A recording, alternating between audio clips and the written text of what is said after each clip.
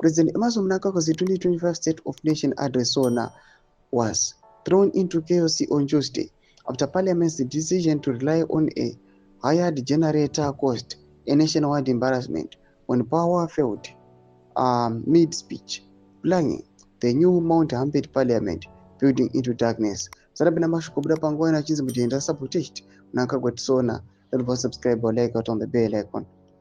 Mana patichipinda muzimu ai anobuda nyora chiti. Contrary to earlier claims blaming the Zimbabwe Electricity Supply Authority ZESA, it has since emerged that Parliament itself caused the blackout.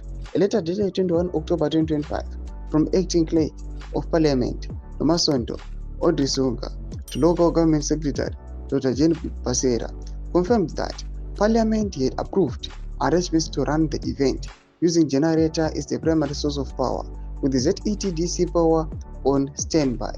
The correspondence seen by the publication requested Pasera's ministry to ensure the generator was serviced, tested, and confirmed fit for uninterrupted operation during the event.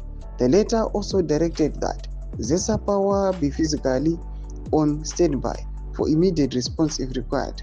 However, sources within government confirmed that ZESA power was deliberately switched off at midday as part of the arrangement.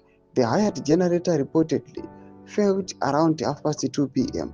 just as President Mnangagwa was concluding his address. Engineers were unable to restore ZESA power immediately because the automatic switch-over system had been incorrectly configured. Electricity was restored manually after several minutes. The incident, which saw the 83-year-old president continue reading under torchlight and security aides scrambled to assist, has triggered public outrage and political speculation. Speaker of Parliament Jacob Mutenda, who presided over the session, later apologized to the president and hinted at possible sabotage. We will go beyond what happened and trace the culprits and deal with them accordingly.